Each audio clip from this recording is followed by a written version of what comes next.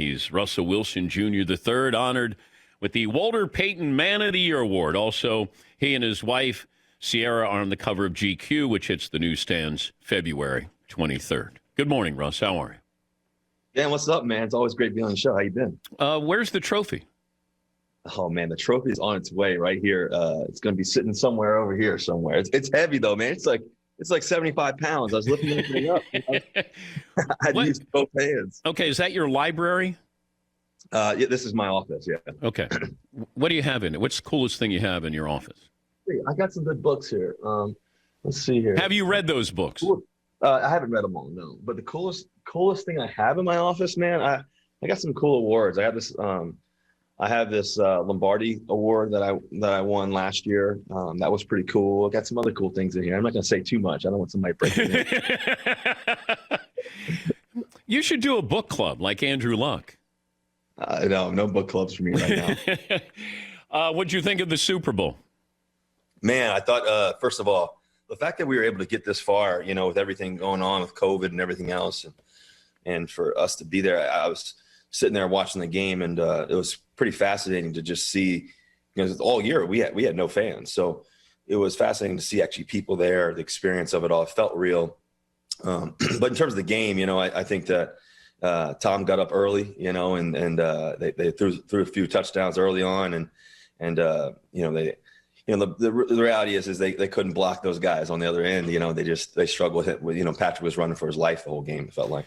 But I didn't understand why Kansas City didn't make adjustments with that offensive line, right? At halftime, don't you make adjustments to something like that? Yeah, I think they need to adjust a little bit quicker in the game, and then next thing you know, the Bucs were already up, pretty good, in the first half, so I think they were trying to catch up. They're always trying to play catch up mode in that game. And, obviously when you got guys like Tyreek running down the field and Kelsey, but I felt like they moved the ball in certain moments, but then they kind of got froze, kind of got stuck in the middle of the field. So that's where they had some problems. But also, and Patrick Mahomes has mentioned this, he's trying for the big play and not taking what the defense gives you. Do you understand that? And you probably went through this year where you guys were getting the big play, but you weren't getting other things. Yeah, I think that the biggest thing that they have to be able to do is they had to slow those guys down up front for Patrick to be able to go through his reads. It looked like as soon as he kind of was hitting his back foot sometimes, and then other times, they were trying to take shots down the field. But I think that they didn't adjust great, but also too it didn't seem like they could handle the guys up front. Does Brady do anything that you can't do? Does he do anything that I can't do? Yeah. No, I don't think he does anything I can't do.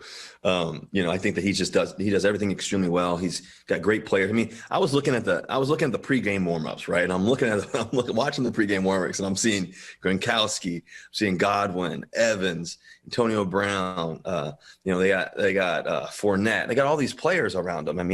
Watching Antonio Brown, the deep hinge stop route that he ran 25 yards, boom, stopped on a dime. You have Gronkowski. I thought Leftwich called a great game and got Gronkowski open early in the game and got him open. That was really cool down in the red zone, some of the stuff they were doing. And I think that they made their plays, when they really needed to, in that game. Does Mahomes do anything you can't do?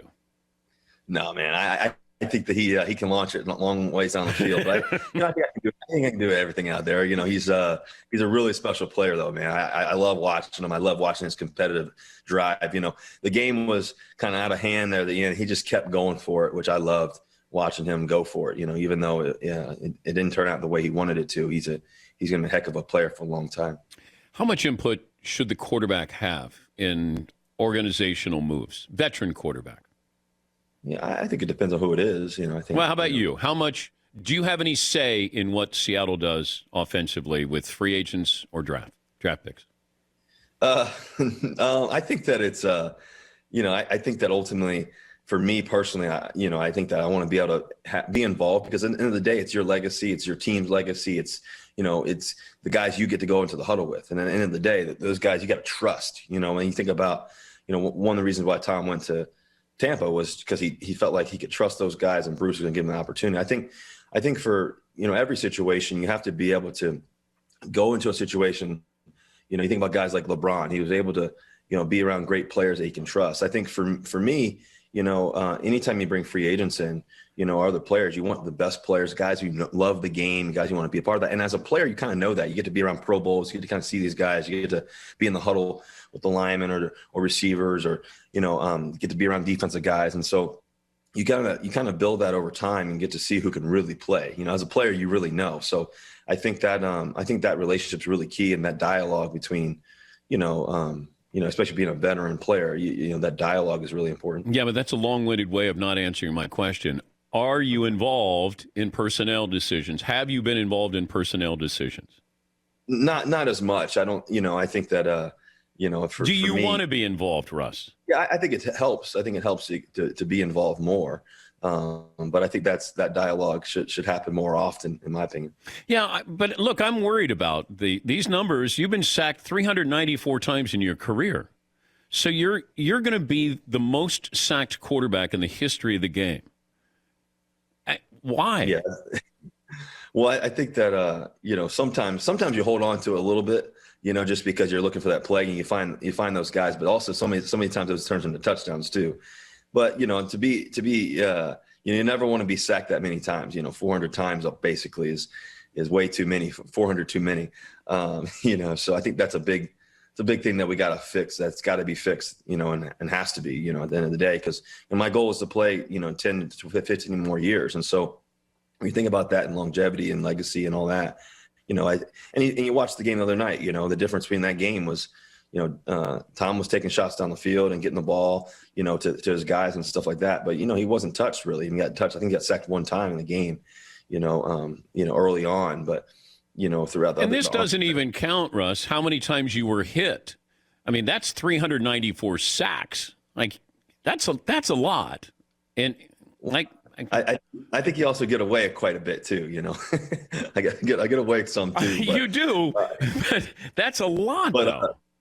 I think that we got to get better up front. I think that, and it's not just passing. I think in terms of everything you do, it controls the game, as you watched the other night. I think obviously guys like Dwayne are such amazing players, and to have him come in was a big thing that I really wanted to make sure that happened. I think that we all wanted to make sure that happened because we knew that what a great player Dwayne was, for example. So, so I think that, throughout the next 10 years, it's really important for me personally, but also just, throughout, my career that, we make sure that we do everything we can, including myself, do everything we can to make sure that doesn't happen.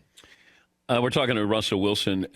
What do you make of CBS Jason La Canfora saying that Seattle had gotten calls for possible trade talks with you? Do you believe that Seattle has gotten calls? Yeah, I definitely believe they've gotten calls for sure. I think that I think anytime you're a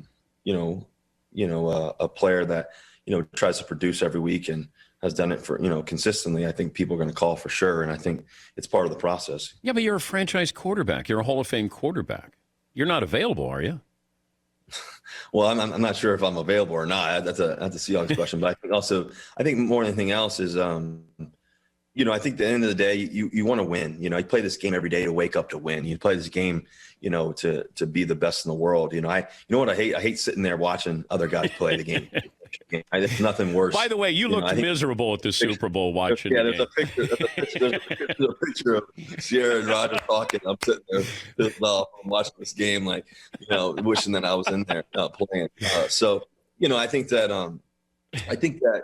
ultimately you watch the games and you want to do everything you can to be there. That's why we play this game, and so I think that part of it's really key. And I think that the reality of professional sports is things happen, things change. I'm not sure how long I'll play in Seattle. I think hopefully it was going to be forever, but things change obviously along the way. And I think that you focus on what you can control every day and try to be the best version of yourself, and ultimately try to win championships. And I think that's that's why I play this game. What's the cover on GQ? What's it look like with you and your wife? It just came out I think it's just coming out here this morning, or it's coming out soon here. But I think it'll look good. I think you'll like it. And Dan, I know you and C have that good relationship. I know you guys are really close. I know we're not that close that much anymore. Once you got married, so I had to be respectful. So I mean, you backed up. Yeah, yeah. I mean, I backed away and I was respectful. I got you. Where is she right now? I think she's with the kids right now. It's early on the West Coast. So It's only it's 7:30. I mean, yeah, she still looks great. Can she do a drive-by? Can you just say, "Hey, C, can you come in here and say hello to Dan?" She's on the other side of the house. She's with I think Little Win right now. Wait, how big is the house? I don't know. It's big enough. It's not like a 2-bedroom apartment that you're in, right? No, we're not a 2-bedroom. What are you doing in the off season? Man, just getting ready. I think every day you try to get ready, try to get prepared. We have a pretty cool business too called Limitless Minds. That's growing like crazy. I think you've talked to Trevor before. It's that business. My brother Harry, DJ, that business is growing. We're working with some of the best companies in the world. We have the House of LR&C from a business standpoint too. That's really growing with Christine Day. She was the former CEO of Lululemon, and me and Sierra and Christine and the rest of the team. We're running that business, and so it's good because I don't have to focus on that every day. I have a great team, like people like Christine and. But what is that Harry business though, Russ? What is it? It's our fast line. So we have a Good Man brand, which is our clothing line, which has been massive and it's been growing like crazy.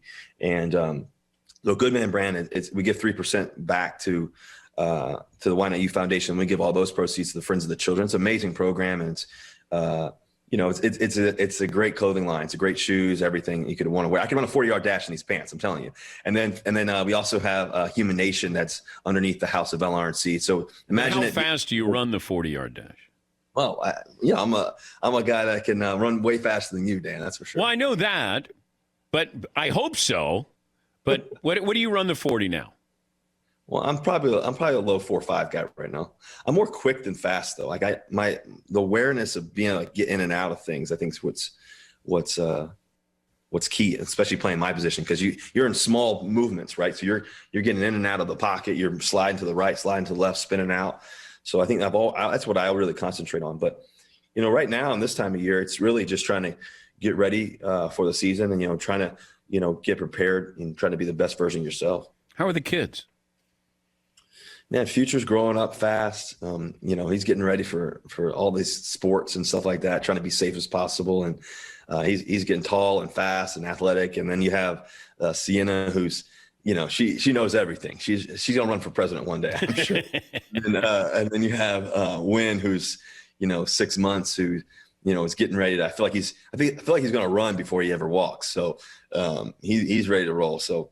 The kids are great. It's the best part of, after the season, you really get to, spend time with your kids and balance all that out. Quarterbacks hate 3 and out, but are you 3 and out? That's it?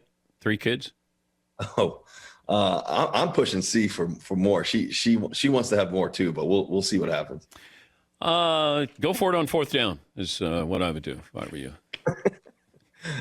Hey, don't tell her I said that.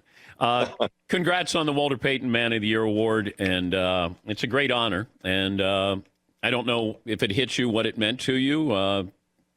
Can you describe it? Yeah, man.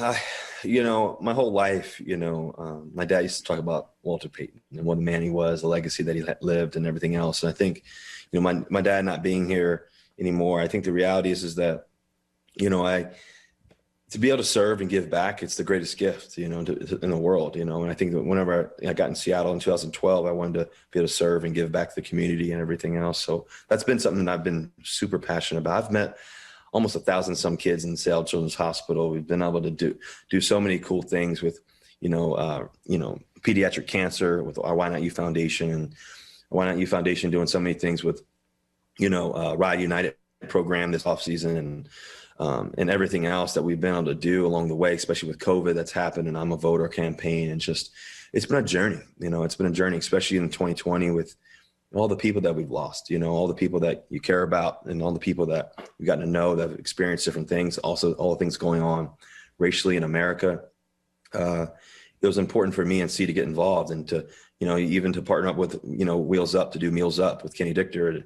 It was a blessing to be able to give back and just really try to make a difference as much as we could. And so, I think that I told C, the cool part is it's just the beginning. It's just the beginning of really being able to make a difference. And hopefully we can continue to do that along the way.